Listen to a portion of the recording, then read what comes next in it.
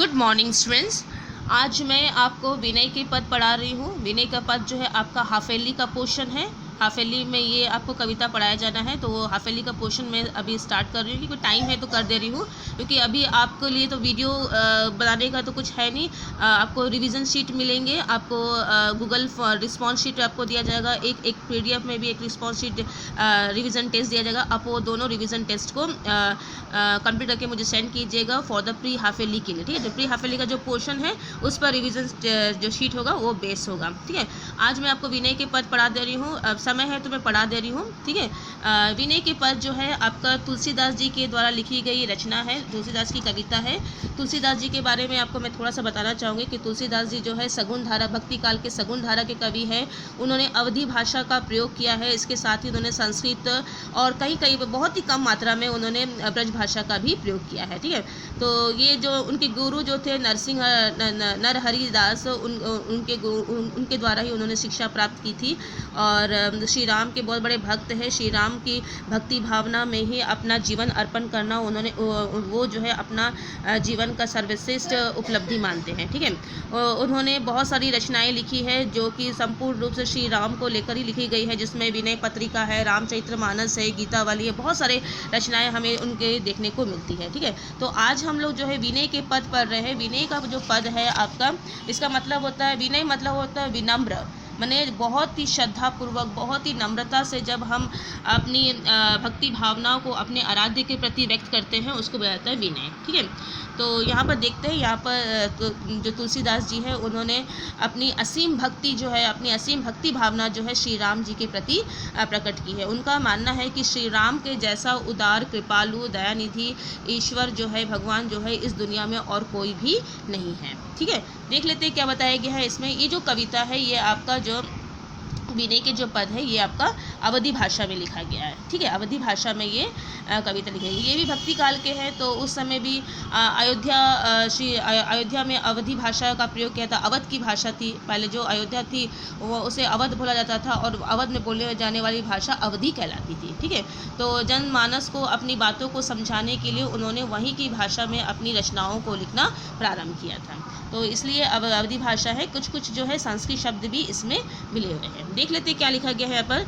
ऐसे को उदार जग माही, ऐसो मतलब ऐसा, को उदार, उदार माने जिसका हृदय बहुत बड़ा है, जो सबके लिए माने परोपकार करता है, जो सबका अच्छा चाहता हो, ठीक है। जग मतलब दुनिया, माही मतलब समान, माने कहने का मतलब है इस दुनिया में, इस संसार में श्री राम के जैसा उदार हृदय वाला, बड़े हृदय वाला, परोपकारी हृदय वाला ईश्वर और कोई भी नहीं है, ठीक है। बिनु सेवा जो द्रवे, दिन पर राम सरिस को नाही। बिनु मतलब बिना, सेवा मतलब सेवा, जो द्रवे, द्रवे मतलब द्रवित हो जाना, पिघल जाना। दीन पर, दीन मतलब जो गरीब है, जो असहाय है, उनको बोला गया है। राम सरिस, सरिस मतलब होता है समान।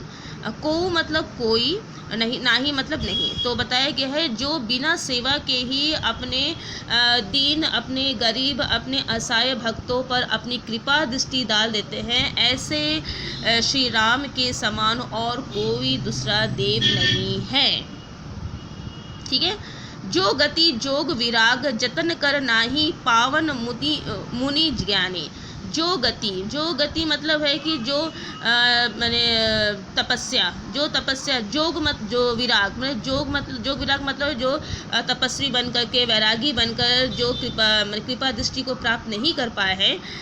जतन करी नाही माने जिन्होंने प्राप्त नहीं कर पाया है, ठीक, जो प्राप्त नहीं कर पाया, जतन जो प्राप्त नहीं कर पाए हैं। पावन मुनि ज्ञानी, जो पावन माने पवित्र, मुनि ज्ञानी माने जो मुनि लोग हैं, जो ज्ञानी लोग हैं। जतन माने बहुत प्रयत्न करने के बावजूद भी, ठीक है। तो देखिए जो गति माने कृपा दृष्टि, जोग विराग मतलब है तपस्वी सन्यासी, जतन माने प्रयत्न करने के बावजूद भी, करी नाही मतलब कोई भी नहीं, पावन माने पवित्र, मुनि ज्ञानी मतलब होता है जो मुनि है, जो ऋषि है और जो ज्ञानी लोग हैं उनको बताया गया है। तो इसका मतलब है कि जो जिस कृपा दृष्टि को, मतलब जिस श्री राम की कृपा दृष्टि को प्राप्त करने के लिए जो बड़े बड़े ज्ञानी मुनि लोगों ने करोड़ों सालों तक तपस्या की, लेकिन फिर भी उन्हें श्री राम की कृपा दृष्टि की प्राप्ति नहीं हुई, ठीक है। बहुत प्रयत्न करने के बावजूद भी जो है उन्हें श्री राम की कृपा दृष्टि प्राप्त नहीं हुई। वही कृपा दृष्टि किसको मिल गई है? सो गति, माने वही, सो मतलब वही, गति मतलब कृपा दृष्टि। देत, देत माने देना, गीत शबरी, गीत, गीत यहाँ पर जटायु को बोला गया है। आपने रामायण में सुना ही होगा कि एक जटायु नाम का एक पक्षी था जिसने सीता को रावण से बचाने के लिए अपने प्राणों की आहुति दी थी। तो उसी जटायु के बारे में यहाँ बात किया गया, उसी को गीत बोला गया है। शबरी एक श्री राम भक्ति जिसने श्री राम को झूठे बेर खिलाए थे, वो शबरी है। कहू प्रभु ना बहुत जिए जानी, कहू मतलब कहना, प्रभु ना बहुत जिए जानी, जिए जानी माने जिए मतलब हृदय से, जानी मतलब जानना। तो यहाँ पर तुलसीदास जी बोल रहे हैं कि जो कृपा दृष्टि करोड़ों साल तक तपस्या करने के बावजूद भी बड़े बड़े तपस्वी, बड़े बड़े मुनि ज्ञानी लोग श्री राम की कृपा दृष्टि को प्राप्त नहीं कर पाए, वही कृपा दृष्टि सामान्य सा गिद्ध और सबरी ने बड़े ही आसानी से, ना प्रभु ना बहुत जिए जाने, माने बहुत ही आसानी से प्रभु की उस कृपा दृष्टि को उन्होंने प्राप्त कर लिया। ठीक है। जिए जाने में जो जानते भी नहीं थे मैंने कि प्रभु श्री राम के बारे में, लेकिन किसी मन में ही उनकी आराधना की और मन में ही जो है उनकी भक्ति भावना की और उसी भक्ति भावना से प्रसन्न होकर जो है श्री राम ने गिद्ध और सबरी को अपनी कृपा दृष्टि प्रदान की। तो यहाँ बताया कि यहाँ कहने का मतलब है कि श्री राम बहुत दयालु है, बहुत कृपालु है, उनको किसी दिखावा, किसी ज्ञान की आवश्यकता नहीं है उनकी भक्ति को, उनकी कृपा दृष्टि को प्राप्त करने की। वो तो सामान्य सी भक्ति से ही प्रसन्न हो जाते हैं। ठीक है।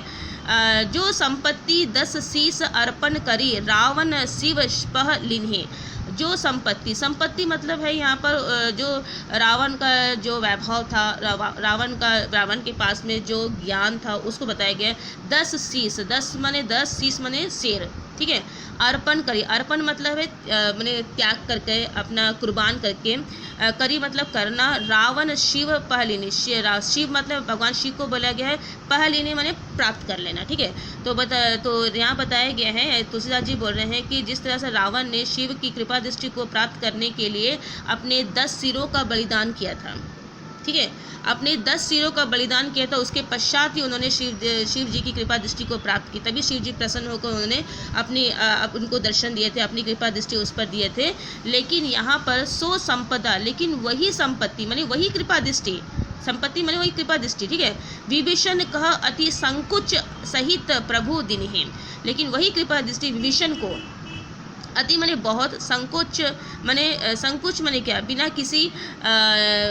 किसी संशय के, माने बिना किसी डाउट के, बिना किसी शंका के, सहित प्रभु दिन्हि, तो बोले वही कृपा दृष्टि जो विभीषण को जो है श्री राम ने अपनी कृपा दृष्टि बिना किसी संकोच के आराम से दे दी। श्री राम ने ये नहीं देखा कि वो मेरे शत्रु का भाई है, लेकिन उसकी भक्ति को देखा, विभीषण की भक्ति को देखा और उन्होंने अपनी कृपा दृष्टि जो है विभीषण पर बनाई रखी।